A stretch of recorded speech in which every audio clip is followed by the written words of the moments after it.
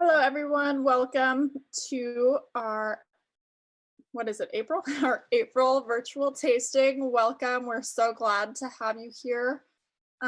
It's just 5 o'clock now, so we're going to have people trickling in. I'm going to keep my eye on the waiting room, but wanted to, just once again say thank you all for joining us. We always have so much fun at these virtual tastings. I know I look forward to it every month.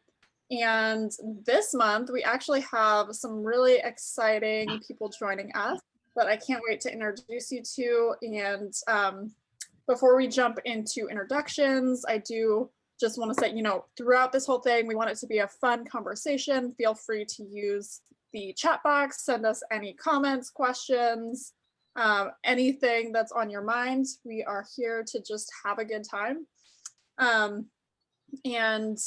Yeah, with that, I will first introduce myself. For those of you who maybe this is your first time, I am Megan Klein. I'm part of the second generation at Klein Family Cellars, and I've been working with my family now for the past 6 years, doing a little bit of everything from working in the vineyard, in the cellar, in the hospitality department, marketing. I mean, you name it. It's kind of the great thing about the family business is that no 2 days are ever the same. But my background is in the somm world. So I used to be a sommelier down in Santa Barbara and decided if I was going to be in wine, that Sonoma was really the place to be, and working with my family has been so rewarding. So yeah, it's been 6 years and I absolutely love it and love being able to connect with all of you and get to do these virtual tastings every month. So with that, a lot of you who have joined us in the past have met our winemaker, Charlie Sigaletos. He had been with Klein for 19 years, and just last month, he actually retired.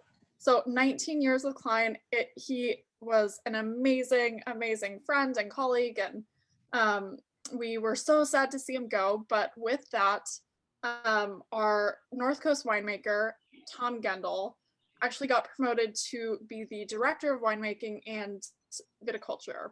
And Tom is with us today. Is that your title, Tom? Yeah, Tom is with us today. So this will be a lot of your guys' chance to meet him for the first time. And you'll get to hear a little bit about his background. Like I said, Charlie was amazing. He was basically part of our family. And Tom, you do have big shoes to fill, but you are also just, part of our family. And Tom has actually been one of my biggest mentors when it comes to winemaking. So I am so excited that he is here with us today, his very first Klein virtual tasting. And Tom, I would love to have you, introduce yourself, give us a little bit of your winemaking background, and just, overall say hi to everyone. Sure. Thanks so much, Megan. Hi, my name's Tom Guindo. So I speak a little fast, so I apologize for that. I'm from New Zealand, is where I grew up. I did my winemaking degree there as well, a 3-year degree in viticulture and oenology. Viticulture is the growing the vines, oenology is the science of winemaking. It's fancy university stuff, doesn't mean too much. And went about working in wineries in New Zealand and Germany for a few years. And I moved out to the States in 2011. We had a big earthquake in Christchurch, my hometown. And so we moved over here to San Francisco to get away from the earthquakes, of course. And, we came into other issues though. But I've been out here. I married a local girl that we met over in New Zealand. She's from Sonoma and actually knows the Klein family as well. So yeah, fully feel part of the family. And I've been at Klein for 5 years. But before that, I worked in numerous wineries in Napa and in Sonoma, mostly on the winery side as well, but also on the vineyard side. I manage a few acres of vines myself as well. And yeah, kind of worked my way up through the Klein, took over Jacuzzi in 2019, and I'm really, really honored. Klein has, Charlie saw massive changes at Klein. He started when Klein was really small and grew it to the winery that it is now and makes so many fantastic varietals. So huge shoes to fill, but I've been learning from him for the last 5 years and also bring my own touches as well. So really looking forward to it and looking forward to sharing all these wines with you guys. And today is a really, really cool, interesting lineup. So super excited to talk about them. Absolutely. Thank you, Tom, and everyone. We're so excited that Tom is here. So if you get a chance, just send him a chat, say hi. And then also with us today, some of you have met Erika, who is our tasting room manager, and then we have a special guest, Clinton, who works in our tasting room as well. Why don't you guys tell us a little bit about your history and yeah, where you're at. Perfect. Thanks, Megan. Yeah, hi, I'm Erika. I'm the tasting room manager here at Klein. Been here for about almost 2 years now, coming up on the second summer. I love working here. I love the approachability of wine, the way we talk to our guests about it. There's no pretension here. It's wine, and it's a good product, and it's fun to talk about and enlighten people and expose them to different wines. You know, we make so many, and there really is a wine for every table, and that's just what I love so much about Klein and working here. And Clinton is with us today. How long have you been here? It was 6 years this month, actually, on the 20th of April, 6 years. Happy anniversary. Oh, thank you. Thank you very much. Cheers. No, I agree with Erika. This is it's been probably the most enjoyable job I've had, and I'm someone who doesn't really care for retail that much, but this is fun retail. Yeah. The focus has always been on making sure that the people who visit us here, who come to spend, some of the time out of their day, have a good time, and to watch somebody leave here happy with a bag of wines, that's just that's what it's all about. And I also agree that the wines are, I think, for the price and for the variety, there's something for everybody. And I delight in taking somebody who says they don't like Chardonnay, for example. I have 99 to 18 decimal points certain that if I have them taste the Chardonnay here, they're going to like it. They may not buy it, but they're going to like it. Yeah, I love it. And that's that's just a little thing I set for myself. As soon as I hear, oh, I don't like that, I talk him into trying a little bit, and that's it's fun. It's just a great place to work. Yeah, well, and I think, to both what you both said and Tom said is that we make such a massive variety. So if they're still like, I'm not a Chardonnay fan, then you're like, hey, have you tried our Viognier? And I think that is something really cool about what we do, is that we make so many different wines. And actually, that's why I'm so excited about this tasting, is because usually when we do these tastings, we're either talking about our own wines and our own history, or we're talking about our big Zinfandels. And this is a really fun opportunity for us to talk about some of the wines that we don't really get to highlight as often, but are nonetheless such an interesting part of what we do. So this tasting, we called this our Sweet Sweet Victory. Thank you, Erika. I thought that was so cute. And we're going to be trying our Nancy's Riesling, our Gewurtztraminer, and our Late Harvest Mourvedre. All three are just delicious wines. They are either sweet or give the impression of sweetness. And today we're just really going to talk through all of the flavor profiles, the winemaking, and just have a really good time. So with that, I think we will start off with our Nancy's Riesling. If you guys have the wines, get ready, open the bottle, pour yourself a little sip, a little glass, and we can get started. So first and foremost, I'll tell you like a little bit of background behind this wine, because I think it was 3 years ago, Tom? 3, 4? 2000. It was in 2018 when the idea was formulated. Yeah. Yes. So my mom, Nancy Cline, she comes to my dad, and she had been on a huge Riesling kick. Like, she loves Riesling, and the reason that she loves Riesling is that it is, or at least the Riesling she was drinking were lower alcohol. They were just really quaffable, like easy drinking, that high acidity, something that was just something that she could pour after work, after a long day, and really enjoy. So she comes to my dad, goes, Fred, I want us to make a Riesling. Like, I've been buying so much Riesling, like we have the grapes planted in Carneros, like let's do something with it. I think for the longest time it was just blended out. So in 2018, we decided to pick our tiny little, I think it's like not even an acre, right? It's like half an It's acre. like Tom. it's a third of A an acre. third of an acre of Riesling that we have planted at our Carneros estate vineyard and decided to vinify it on its own. And that was kind of the inception of Nancy's Riesling. So in that same light, we decided to make this Riesling in that style where it's super low alcohol, but really beautiful, bright acidity. This wine is a little bit sweeter. It definitely has the sugar, but it's so well balanced with that acid. And I just get a ton of this lime and citrus and like green apple. It's just such a unique and expressive wine. So that was 2018. This is our 2019 Riesling that we're drinking. So, you know, it's really started out as an experiment, and then it did really well. We got a really great response to it. So we kind of branched out and decided to make a little bit more. So yeah, Tom, I would love to have you talk a little bit about the winemaking style. Then we can chat a little bit more about, you know, flavor and all sorts of fun Riesling things. Definitely, yeah. So this is a really cool, fun wine. So we were doing a lot. We've kind of looked at a few different examples, mainly from Germany, is where we got the, I guess, the inspiration for this wine. Low alcohol, a little bit of residual sugar, and really high TAs. And so what the idea is, we pick this wine very, very early. We pick it at 19 bricks, so 19% sugar or so. Most still wines that you buy are around about 22 to 25% sugar when they're picked. So we're picking it a lot earlier. The natural acidity is a lot higher. And what we do is we ferment it fairly cold, it slowly as well. And when we find that perfect balance of kind of sugar and acidity, this is around about 35 grams per liter sugar, I think, 33 for the 19, I believe.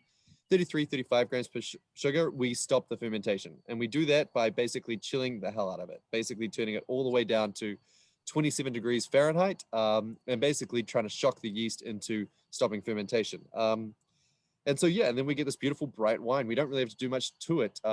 We basically try bottle it as quickly as possible so it doesn't re-ferment. It's pretty easy winemaking, but really, really fun. This wine, like Megan was saying, I almost get margarita, and I love drinking this by the pool in summer. This is so much fun to drink, really ice cold by the pool. You can even drink a couple bottles and it's not too bad a day.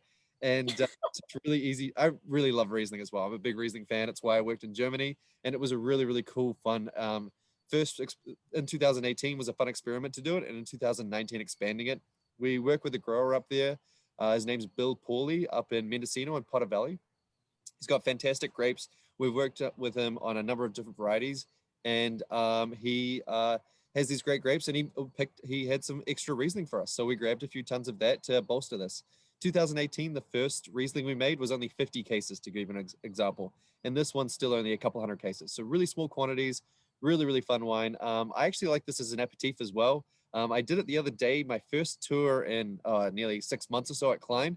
And I poured this first up for the group that was coming with me, and they loved it. They were just so over the moon by this wine. Just really easy drinking, very like tickles your taste buds. It's almost like an amuse-bouche, like it's designed to entertain you. Just really, really fun to drink. Really pushes the perceptions on people's wine as well. Something that younger people can enjoy as well, who aren't really into the wine scene yet. Something really, really easy. University, yeah, Riesling was very popular when I was at university, showing people new wines and things like that, and just something fun to share. Something before dinner with cheeses. Blue cheese would go great with this as well. Just fun stuff. Yeah. Yeah, thanks. And Erika, Clinton, let's hear your thoughts. Yeah, thank you. So for me, what I love most about the Riesling is the low alcohol, like you said, Tom. Only 8.5%. So I was doing some research, when we got this virtual tasting together, and I always like to pair the cheeses with the wines. That's kind of my thing. Cheese and wine is life. Agreed. 1, 2, 3, 4, 5, 6, 7. There's eight cheeses that are recommended to pair with Riesling. So we've got actually 9: Swiss, Havarti, Mascarpone, Monterey Jack, Munster, Stilton, Gorgonzola, Gouda, and Gruyere. And so what I love about that is the last one is used in quiche. So for me, Riesling, this is like the official brunch wine. Yeah. Like, Riesling should be it. But what do you think, Clinton?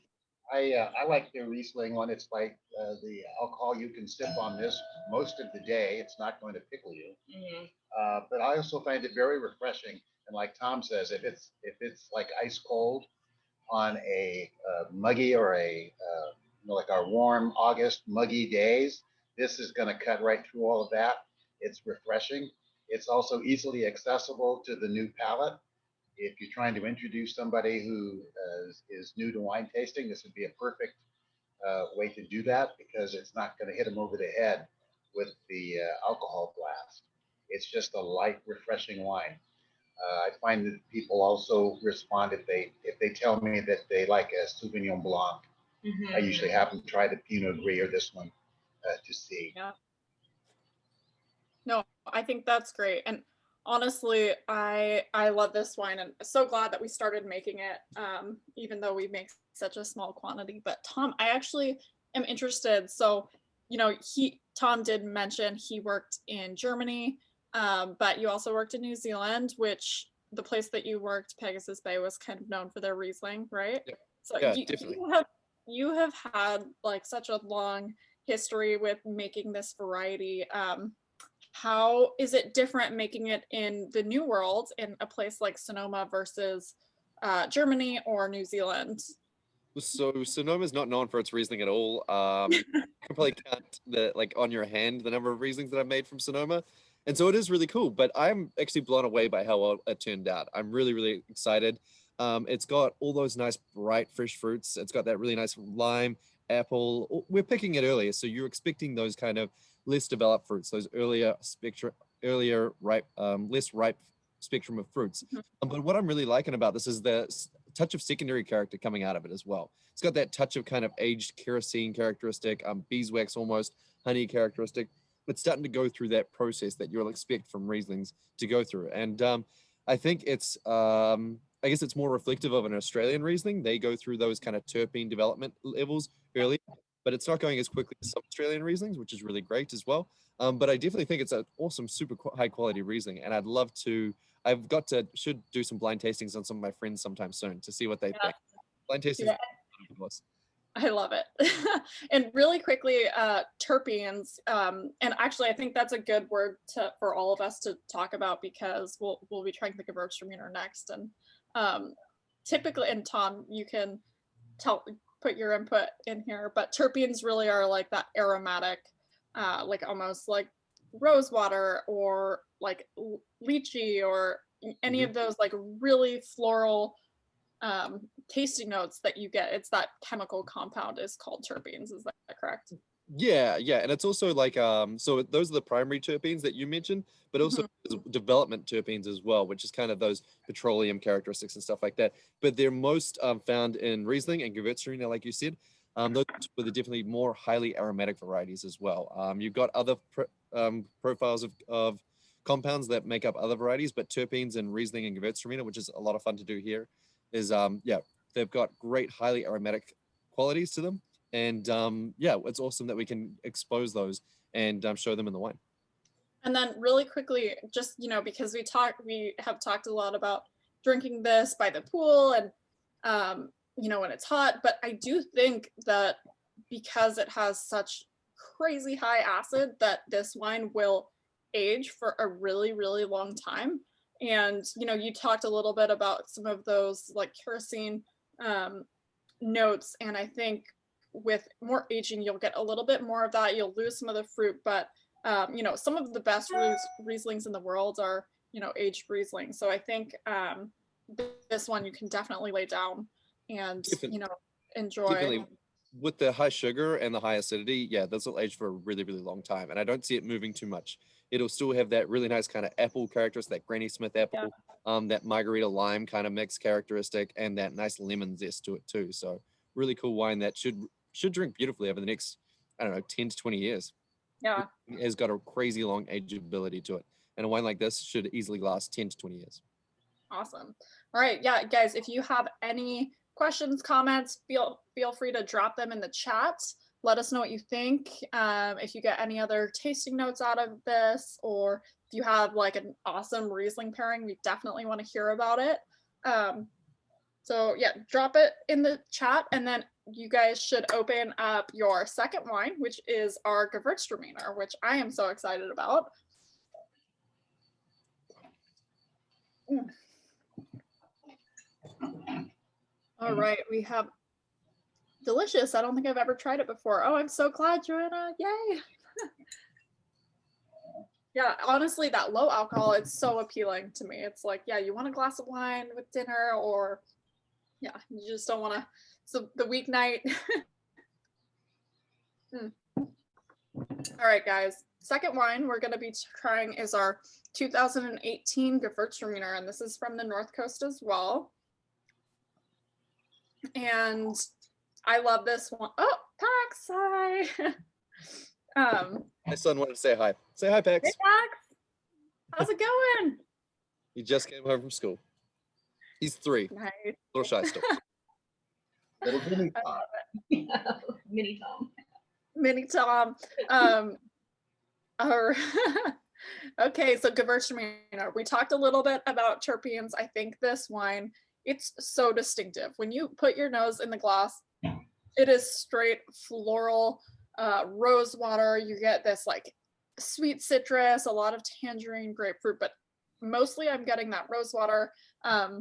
When I was studying for my sommelier exam, I got a smell kit, and you had to smell these different scents that were in a box and guess what the compound was or what the scent was. And there was a flower in there called linden, and to me that is, I would never know what linden smells like except for that smell kit, and I absolutely get linden in this too. Linden and rosewater, it's just that extremely floral character in this wine, and it's so distinctive. I absolutely love this wine. Tom, can you tell us a little bit about the winemaking process and your take on it? So yeah, I think all your tasting notes are bang on. I know it's not popular over here, but Gewurztraminer always Turkish Delight. So in New Zealand, Turkish Delight's a big well, it's not a big candy, but it's like it's rose water, basically rose water candy, but it's like concentrated, and this has got oodles of it. I mean, this jumps out of the glass, and it's so perfumed. It's so exotic and delicious. Gewurztraminer grapes are some of the best to eat as well. So if you do have Gewurztraminer grapes, people love going sampling and tasting the grapes because they taste fantastic. They taste like the wine, but in grape form. As far as the winemaking goes, we try to beat this up a little bit more. So hand-picked, and then we're trying to crush it and beat it up. You want the solids, and you want to release the aromatic compounds out of this grape. So you want to get the most out of it. From there, we rack it. We want it pretty clean. We don't want too many solids. We want to get like all the aroma compounds out of it. We'll ferment this at a slightly higher temperature because that will help release some of those terpenes. In Riesling, we're trying to keep it cool to hold some of those citrus characteristics, and then those terpenes will develop. In this, we want a higher temperature so that we, because basically the yeast will, basically they eat the aroma compound precursors and change them into these wonderful aromatic compounds and these terpenes and stuff. And so a slightly warmer ferment, we get more solids in there, we get a little bit more kind of texture in there. We do add a chunk of acid. The acid on this is really different as well. When you taste it, it's rich and round and very smooth. That's a classic Gewurztraminer characteristic. Very high pHs, which give it kind of a flabby feeling in the mouth, and then low TAs give it not too much cut or anything like that. And so when we beat them up, we get a little phenolics out of it, which helps to keep it linear as well. So you get, instead of acidity driving it forward, you've got a little more structure down the middle of the tongue. But once again, it's just so aromatic. I mean, this is a wine, I haven't even sipped it yet, and I love it. You know, it's kind of one of those wines where you sit there and just enjoy the aromas. But yeah, and then we do a little bit of barrel aging as well. We age it in barrels for about 6 months before we bottle it, just to kind of soften the edges a little bit as well. This one's a little bit higher alcohol. What's this one, 13.5? 14.5. 14.5, yeah. We picked this really, we've got 2 blocks. We've got 1 block at the winery right beside the Riesling block, just a little third of an acre. And then we have another little block over at Green String Farms as well. That's about 3/4 of an acre. And so we go separately. The Carneros block normally is quite ripe, and then the other one in Green String is a little bit less ripe. And then we also got a little bit from Potter Valley, from our friends at Paulie again. Those guys have got every grape variety under the sun as well. And this one's at a different vineyard. It's slightly south of Ukiah, and great grapes as well. He picks it right for us and hand picks it, sends it down to us, and we can work our magic. Yeah, fun. This is really great. It's fun to taste in the winery. It's fun to taste as you're making it as well, and it's fun to taste in the vineyard. Just always great. And the only thing we always got taught in New Zealand, because Gewurztraminer is a little bit bigger in New Zealand than it is here. Gewurztraminer, great with Thai. That richness and that roundness goes really well with spicy foods. So that'll help. Like, it kind of offsets the heat. You can keep it chilled, so it kind of cools your palate, but also it's got no acidity that's going to kind of flame up the heat of spicy foods. Yeah. So I love it with Indian, with Thai, with anything with a bit of spice.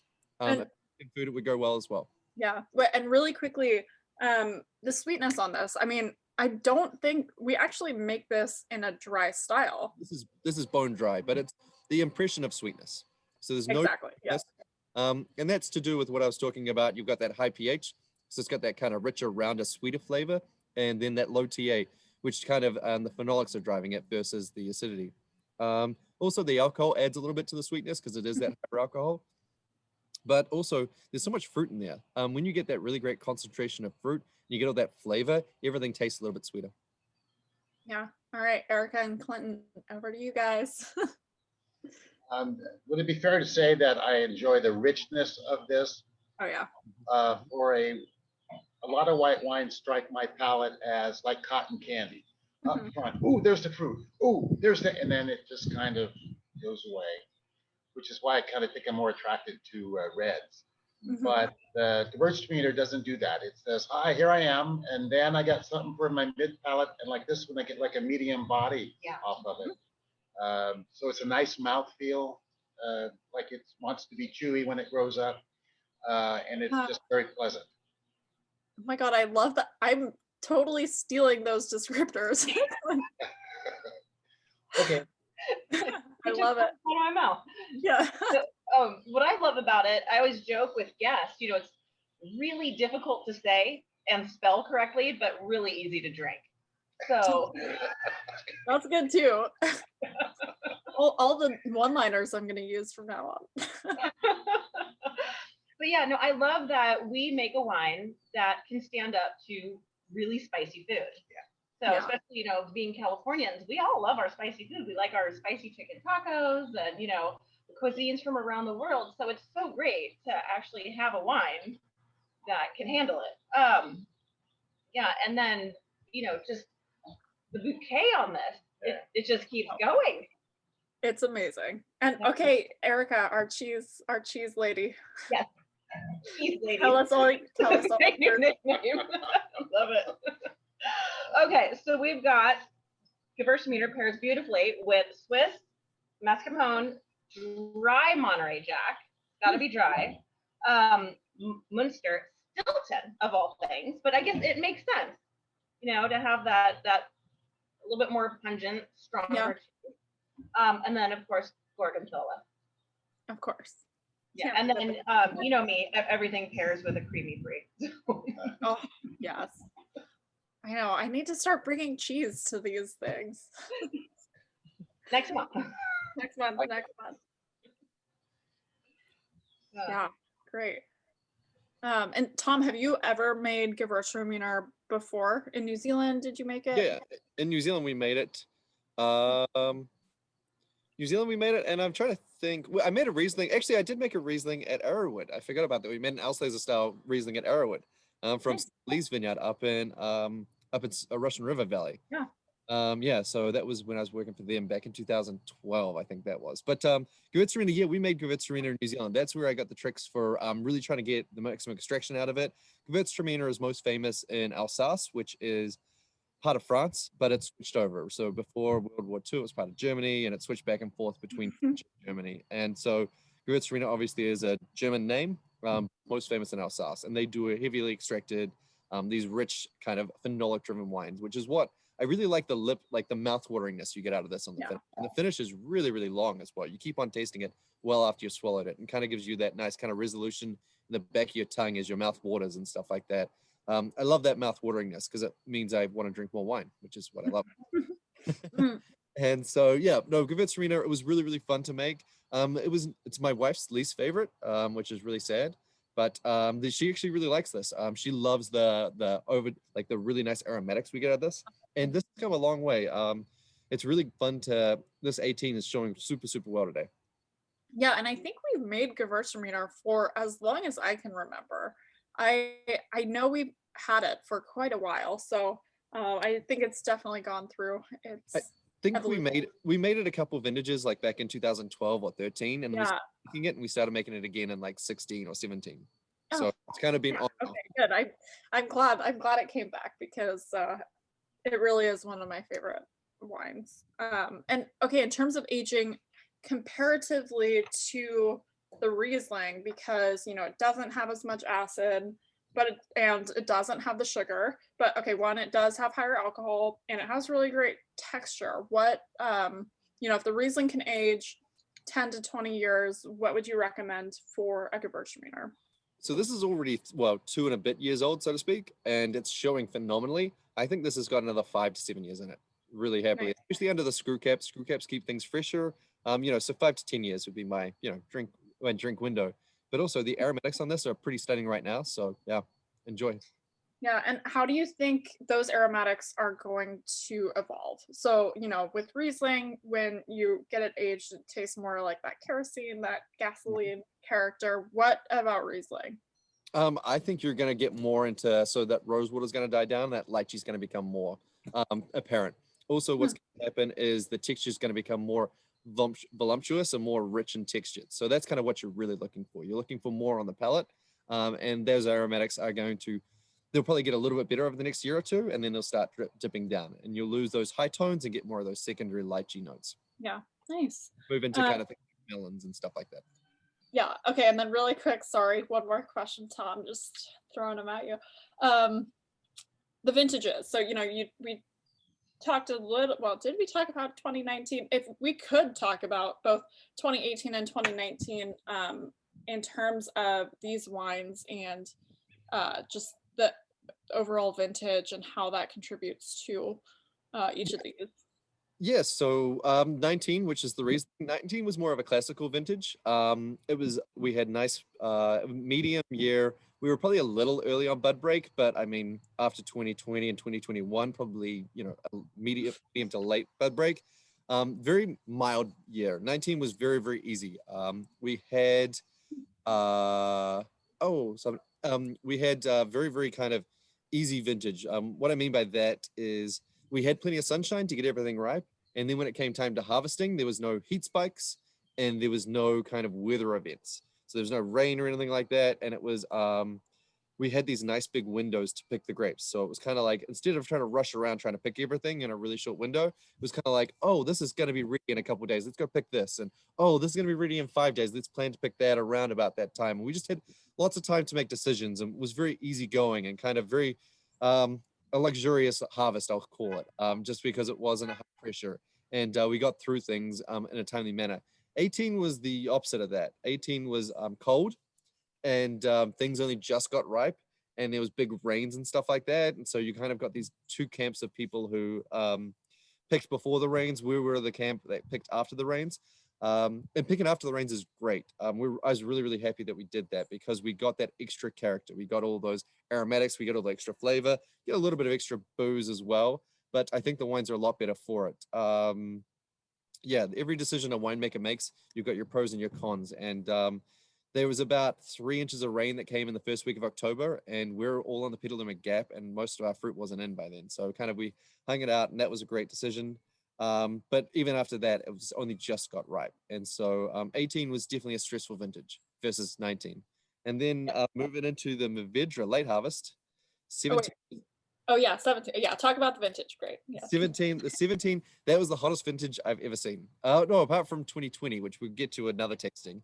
17 was a hot vintage. If you guys remember, well, for anybody here on the West Coast, Labor Day weekend was 115 degrees for the whole weekend. So the first week of September, and it was just boiling hot. And also when Pax was born, right? Yeah, it was when my son was born that weekend. So I didn't have to deal with any of the heat that weekend, but I had to deal with all the other stuff when I came back to work.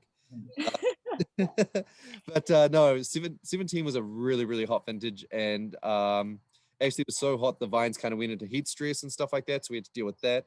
This late harvest would have been coming in September. And honestly, for a late harvest, 17 was the perfect vintage. It just kind of nicely dehydrated things and made it delicious, delicious dessert wine. So yeah, one of the best wines of the vintage will be the Late Harvest Mourvedre. Yeah, well, and guys, I think maybe we are tasting the wrong vintage of Gewurtztraminer because it looks like the tasting kit came with a 2019. But Sorry. yeah, no, that's our bad. Sorry. But I think what we said really still holds true is, you know, Gewurztraminer tends to have that really beautiful lychee rosewater character. So hopefully you got that out of the wine as well. No. Oh, interesting. Okay. We're gonna have to try these two side by side, the 18 and the 19 vintage. All right. Well, thank you for pointing that out. Oh no. Oh no. I'm sorry, John.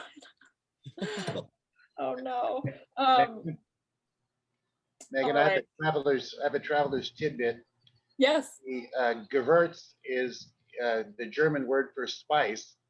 And according to what I found, apparently you could have a number of, I guess, Traminer, Tom, you might know, Traminer applied to like a number of different varietals, sort of like a class of varietals. So you could have, at one point, you might make a spicy Traminer, you might make a mellow Traminer. And so Gewürz and Traminer is the combination of those two German words, spice and then Traminer for the varietal. Yeah, so Traminer is kind of like, so if you know Pinot, exactly, as a mutation. So you've got Pinot Gris, you've got Pinot Noir. Technically, Chardonnay is also the Pinot category. You've also got another one called Pinot Blanc. So they're all kind of a mutation that are related. You've also got things like Cabernet Sauvignon, Sauvignon Blanc, Cabernet Franc. They're all interrelated as well. Actually, Cabernet Sauvignon is the daughter, son of Cabernet Franc and Sauvignon Blanc, unbelievably. So they're all interrelated, but Traminer has got a number of ones. I think Sylvaner is a Traminer family, but they're all a family. Gewürztraminer obviously being the most famous. And so there's a whole array of varieties that they grow in Germany and also throughout like Austria as well that are in that Traminer family. So there's a bunch of interrelated grapevine species throughout the world. So yeah, and when you hear words that pop up that from different varieties, it means that they're more than likely related. All right. So I'm so sorry about that, Joanna. But we are going to move on to our third wine. This is our Late Harvest Mourvedre, and this is our dessert wine that we have here at Klein Cellars. And actually, I have my glass already poured. And as Tom said, this is our 2017. Such a delicious wine, great with dark chocolate. You know, Tom was talking about, we let these hang on the vine, they get a little raisined, they really develop this concentration and just wonderful depth of flavor that you get from leaving those grapes out there.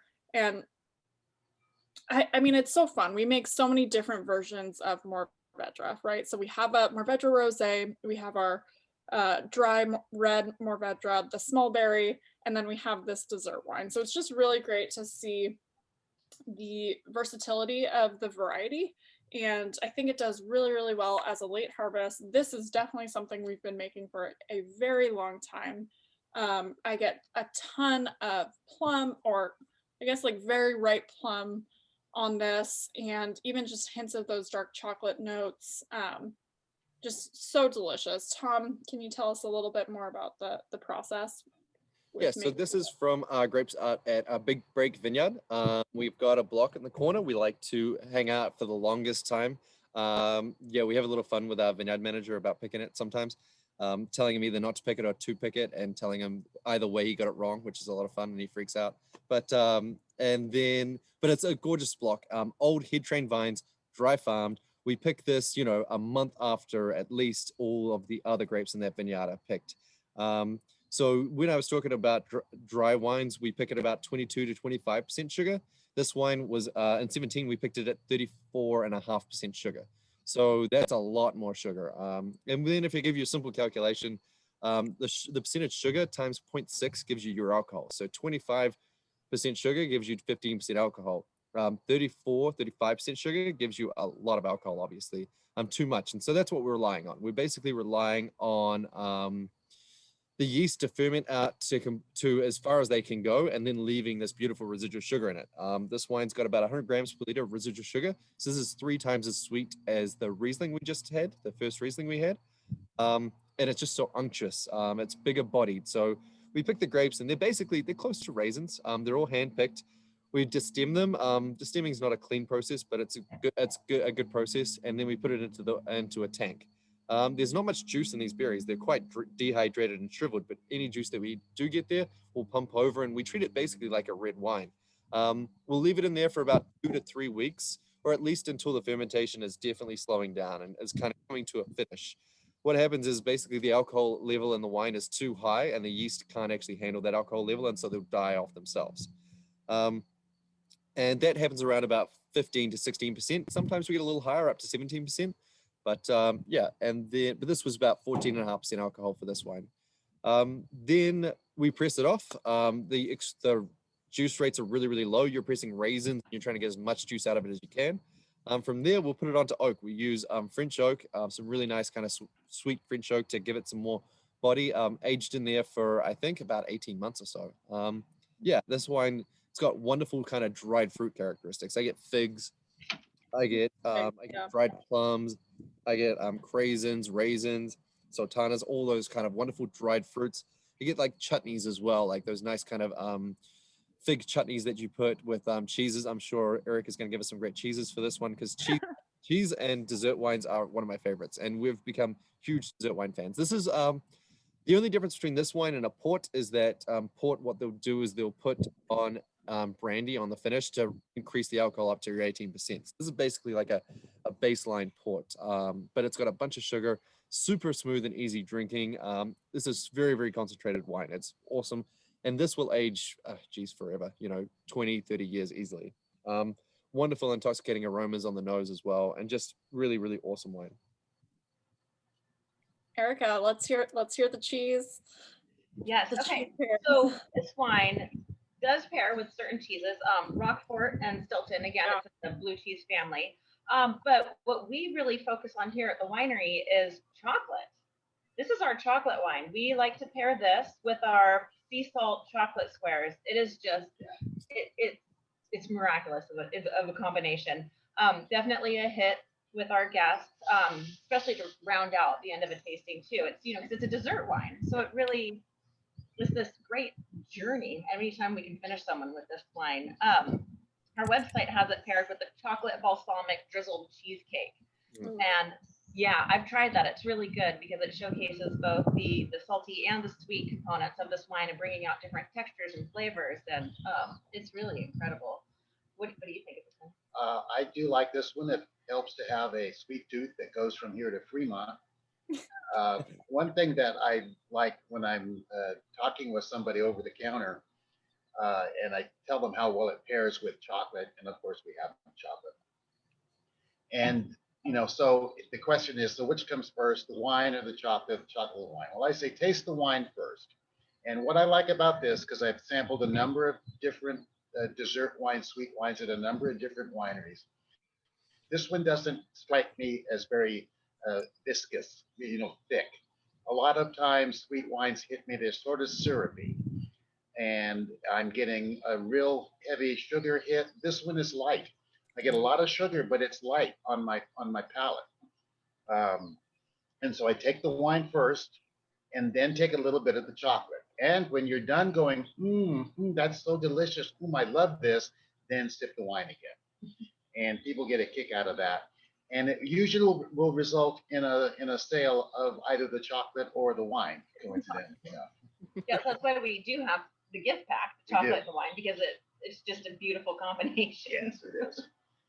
And the perfect thing, and people have said that substitute the water in a brownie recipe with this, and it makes for a very rich brownie. We do that every Thanksgiving here at the winery. You drizzle it over a little French toast in the morning over some top shelf ice cream. So it's more than just a dessert wine. It's also a topping. Yes, like no kidding. I gotta try the substituting it in brownies like that. That's next level. I don't think I've tried that. It's supposed to rain over here this weekend, and we're thinking about doing some baking. So I think I've got my next recipe. Yes. Yeah, no kidding. Yeah. Let us know what you think of it, Tom. Yeah. Great. Well, guys, we would love to hear what you think. And oh, Jane said that she got some mint on here, and actually I think that would, you know, ring true. This is coming out of Contra Costa County. Sometimes, you know, those wines definitely have a little bit of that minty character. Yeah, definitely. I get a little minty as well. Yeah, so it's on the far side from where the most of the eucalypt stands are, but because it hangs out there so long and the wind starts picking up, you're definitely going to get a little of that eucalypt coming through.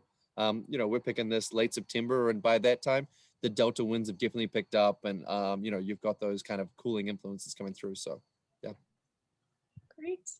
Well, yeah, guys, drop in the chat your thoughts, best pairings for this, anything. We would love to hear it.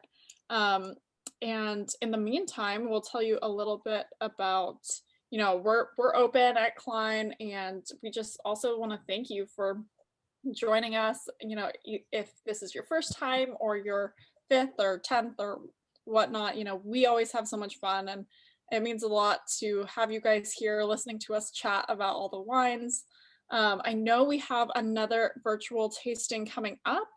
Both the May and the June virtual tastings are up on the website, and let me see if I can pull them up really quick.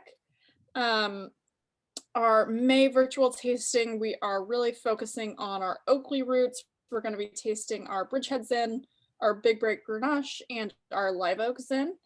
So just really digging into Oakley, the sands, all these old vines. It's going to be a really fun tasting. It's really kind of what we're known for at Klein, and that is on May 19th at 5 p.m. And then we have another tasting in June that is scheduled for June 23rd at 5 p.m. And this is all of our ancient vine wines, our series. So that's our Carignan, our Mourvedre, and our Zinfandel. So, you know, if you are interested in joining, please go sign up on our website. We always have so much fun. Again, thank you all for being here, and we hope to see you next month. And if not, we hope to see you at the tasting room soon. As I was saying, we are open. And Erika, if you do, you guys want? Yeah, go ahead. Thank you. So we're really excited. So starting May, we're adding Mondays. So we're going to be open Thursday through Monday in May, and in June we're going to be open all the days. So we're very excited. Yes. So please come visit us. We miss you. We miss our guests, our wine club members, and the experience. Visitation is starting to pick back up, but I do want to assure everybody that proper social distancing is still very much alive, very much in place here. We all still wear masks. We have very, very particular protocols in place to keep everybody safe. So please come visit, and in the meantime, we'll still keep doing these because we're having a blast. Yes. Yeah. And Tom, thank you for, you know, joining us for your first Klein tasting. You guys will be seeing a lot more of Tom lately, or in the coming months. And thanks so much. No, it's great to be here, and thanks so much for coming along, and I'm looking forward to seeing everyone at the winery. I think it's also a really great time to come visit the winery because it's all outdoor seated, it's all in place, and it's just kind of a little bit slower pace as well because there are less people there, and it's a great opportunity to kind of like actually sit down, relax, and enjoy the wines. So great time to come out, visit wine country. It feels like summer has already cracked out here as well. At 85 the other day, so it feels like it's going to be a good summer. So I'm really looking forward to seeing as many people out there at the winery and enjoying a great summer. So but thanks so much for coming along. Cheers, everyone. Thanks you. So Have much. A wonderful rest of your Things are blooming here. It's a great time to come and walk around also. It's very pretty. Wonderful. Have a great evening, everyone.